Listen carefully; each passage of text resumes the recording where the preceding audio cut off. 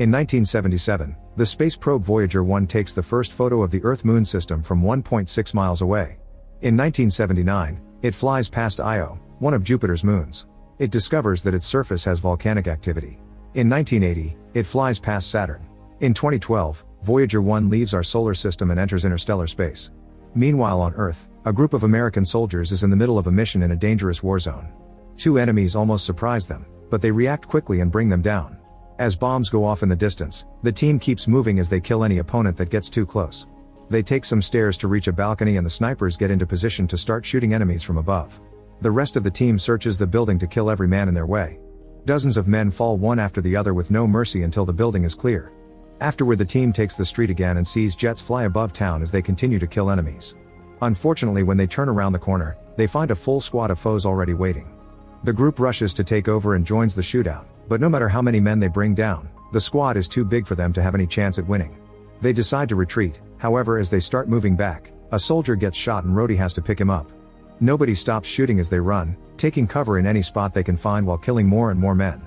Rhodey wants to take care of his friend's wound but he has to keep shooting to protect himself. By the time he checks on the wound again, the soldier is dead. Another enemy squad is coming and the team is cornered at the end of the street, so they use the radio to try to request help. Suddenly the area goes dark and a red light appears among thick clouds in the sky. Both teams stare in shock as the light reveals a mysterious machine that shoots a beam, killing the entire enemy squad with just one move. Then the light turns white and charges for a few seconds before emitting a great amount of voltage. The lightning hits the American soldiers and drags them into the machine, where an alien restrains them to put them through some experiments. The soldiers see flashes of their old lives and the last battle before passing out. Sometime later the team is frozen inside a strange device. Suddenly the machine is turned off and the soldiers wake up as they are ejected. It takes them a moment to recover as they throw up all the liquid in their lungs. Jax recognizes it as stasis resin, which should dissolve quickly. However, he doesn't know why he has that knowledge. The team doesn't know where they are and thinks maybe the Russians or the Chinese kidnapped them, but the writing on the machines isn't from Earth. Reyes finds a plaque with their names and unit designations, but he doesn't understand why he knows that either. All their guns are topped off and the last thing they remember is the shootout on the street followed by the lightning. Leader Kelly says they should get moving before their kidnapper finds them. There's a big circular door at the end of the corridor, but pressing the button won't open it. The soldiers work together to open it manually. After taking another hallway, they find a second door that has been warped off its track. Rhodey notices a vent hatch on the wall and sends Reyes to investigate.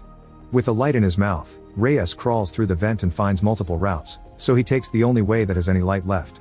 Eventually he finds another hatch and comes out on the other side of the vent door. After he informs the team, they also enter the vent to join him. A closer look at the door from this side shows some nasty burns and impact marks, as if someone was trying really hard to get in there. It seems the place is like a maze, and Nash thinks they're in a secret underwater prison. Suddenly they hear some strange noises so they move ahead to keep investigating. In the next corridor, they find a trail of blood on the floor. There's also a clamp on the wall that indicates a power failure. This means the place must be dying, which explains why the machine was turned off and released them. The next room has lots of fog on the floor. A drop of blood lands on Reyes' face and when he looks up, he discovers a bunch of bodies hanging from their feet with no heads. Kelly takes Gibbs and Reyes to the following room, where another mutilated body hangs above a strange table. There's also a handcuffed woman named Robbie, who wakes up and talks in another language. The soldiers pull a lever to free her. At that moment a monstrous alien appears in front of Gibbs and slashes him with its huge claws before throwing him back. In the previous room, Nash finds a weird-looking weapon. The trio hears the commotion nearby and rushes to help their friends with open fire. Normal bullets don't seem to do much on the enemy armor and the alien knocks the three soldiers down with one hit. When Kelly tries to shoot it, the alien quickly disarms him and grabs him by the neck, looking at him for a second before throwing him too. As the alien attacks Jax, Nash passes the strange weapon to Rhodey, who finally manages to activate it and shoots at their enemy to knock it down. The soldiers think it's dead and take a closer look, only for the alien to roar. To their surprise, Robbie cuts in to properly shoot it to death. Afterward she says something the others don't understand before leaving. The group follows her after realizing Gibbs is dead. In the next corridor, Kelly shocks Robbie by speaking her language. Another alien appears nearby and Kelly opens fire while telling the others to run. The alien has a laser gun too and immediately shoots to bring Robbie down. Soon its own team of monsters appears behind it and also opens fire. The men help Robbie and run as fast as possible. A chase ensues with both sides constantly shooting as they move. The soldiers manage to take cover in the next corridor and when Robbie sees an opening, she pulls a lever to close the door. Kelly puts a knife between the door and the wall to jam it and tells Jax to go with Robbie to find a way out. The aliens start pounding on the door and the soldiers back off, knowing it won't hold for long. Jax and Ravi find a hole full of cables and climb through it until they reach a vent. Reyes tells the others to follow the duo and stays behind as a distraction. When the door finally opens, Reyes shoots at the first alien to knock it down, causing the door to close again. However, all the monsters manage to break through and come for him, so Reyes runs to the hole too. When he reaches the vent, an alien grabs his leg and pulls him back out. A second monster peeks inside and Rhodey immediately blows its head up.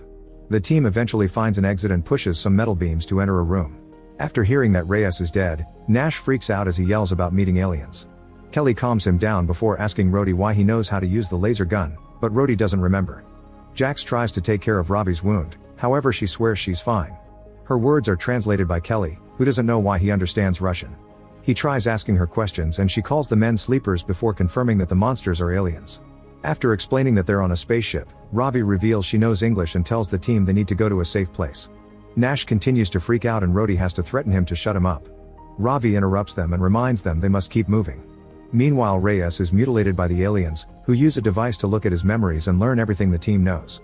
Following what it saw in those memories, the alien reaches the bent door and activates a device on its gauntlet. In one of the corridors, Ravi explains that the alien with the scars is the leader and it has dozens of monsters helping it. She also reveals that there are motion sensors on the walls and that the alien's goal is to get a meal. When they enter the next room, they find themselves on a bridge above an abyss and surrounded by thousands of lights. Jax takes a closer look and discovers they're not light bulbs, they're actually capsules with bodies inside. Ravi calls them sleepers and insists they should get going. They rest in the next corridor so Kelly can redo Ravi's bandage. They chat about their lives before the war and Kelly shares that he's a divorced father. Nash starts to wonder if the creatures are demons instead of aliens and they're going through the biblical rapture. Minutes later, the team finds a hangar full of containers. Ravi explains that they contain all the items that the aliens stole from Earth. Rhodey thinks it's strange the aliens haven't attacked and theorizes they're moving ahead to box them in. Kelly agrees and announces they'll fight, ignoring Ravi when she says it's a bad idea. Jax volunteers to be the bait and goes to the hallway, where he starts singing. The aliens follow his voice to find him and Jax quickly opens fire. After a few shots to keep their attention, he starts to run, so the aliens chase after him as they keep firing their laser guns. Jax occasionally turns around to fire back, not causing much damage but still keeping them angry. Eventually Jax reaches the hangar, where he keeps taunting the aliens into following him. When the creatures reach a dead end, Nash shoots one in the head from his sniper spot. Then the rest of the team surrounds the enemies and opens fire, killing them all one by one. After they're done, Ravi points out that it was too easy and fears a trap. At that moment, another alien squad enters the hangar. The team immediately opens fire, but not even Nash can land a shot because this time the aliens have brought very strong shields. Everyone starts running and Nash jumps from container to container until he reunites with his team. They run to the door as fast as possible, but unfortunately Jax gets shot in the back and instantly killed. A grieving Nash yells as he shoots the killer in the head for revenge. The 4 survivors run out of the hangar and enter a corridor, where they take cover to keep shooting for a while until Ravi finds the handle that closes the door. There are aliens coming from the opposite side as well, so the team escapes through a hatch in the wall. They slide down a tunnel and land in a pool full of skeletons and rotting flesh. The smell is so bad that it makes a few of them puke. When Nash starts to freak out, Kelly has to shut him up. The conversation is interrupted by a voice coming from above. Ravi looks up and is surprised to see her mother Anya, who immediately throws down a rope. Ravi climbs up and the women reunite with a hug.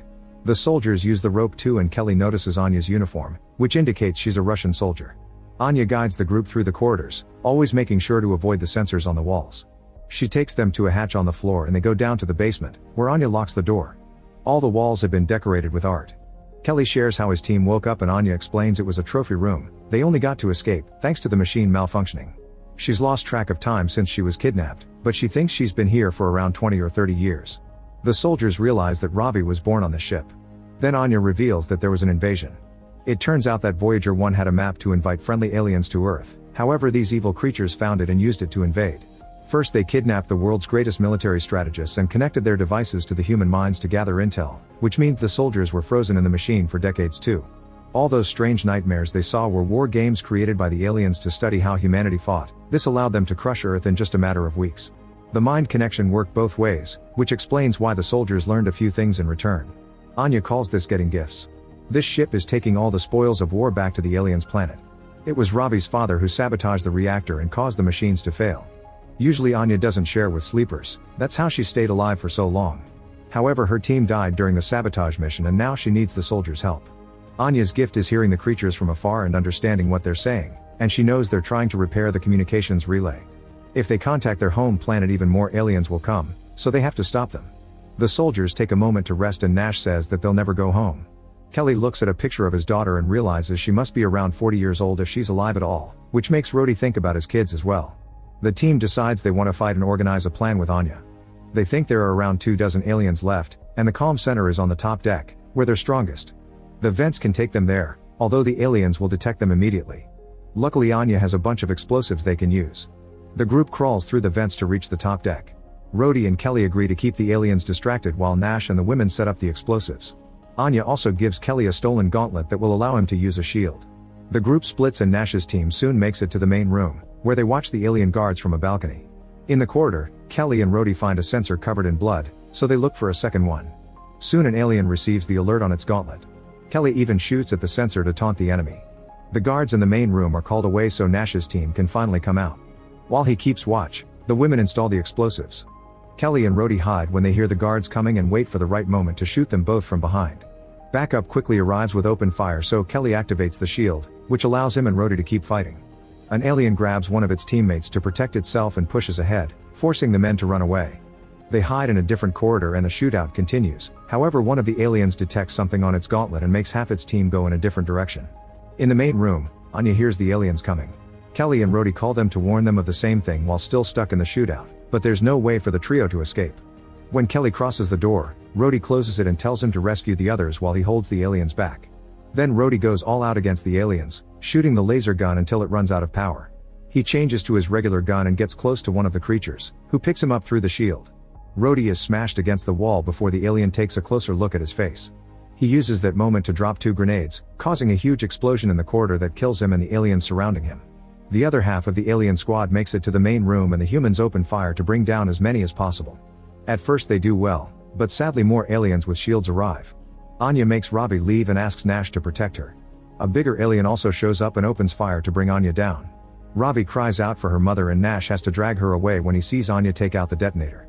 The explosives are activated and the resulting explosion blows up the whole room, bringing down the huge machine and all the aliens around it. In the corridor, Nash sees more aliens coming and makes Ravi hide in the hatch. Then he starts yelling as he runs so the aliens chase after him without noticing the girl. He stops running at a dead end, where he starts singing the same song as Jax. Nash shoots down as many aliens as he can and wonders if he should activate his explosives too. However, he's determined to survive, so he pulls out his gun again. Once she can't hear any more noises, Ravi comes out, only to find an alien nearby. Meanwhile, Kelly is shocked to find a room filled with humans locked in cells begging him for help. When Kelly turns around, an alien knocks him out. He dreams about his daughter being happy on Earth only for the aliens to suddenly kidnap her too. When Kelly wakes up, he's in one of the cells.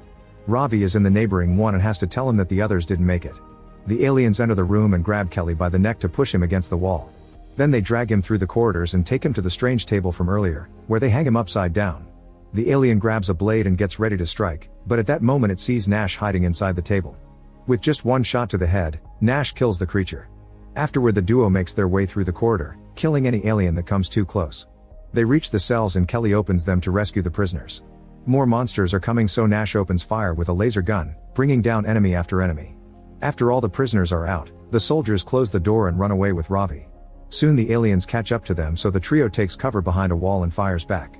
The humans are slowly running out of bullets, so Nash throws his belt with all the grenades and Kelly closes the door to stop the resulting explosion from hurting them too. Nash rests against another door as he celebrates their victory, only to suddenly be stabbed by a blade.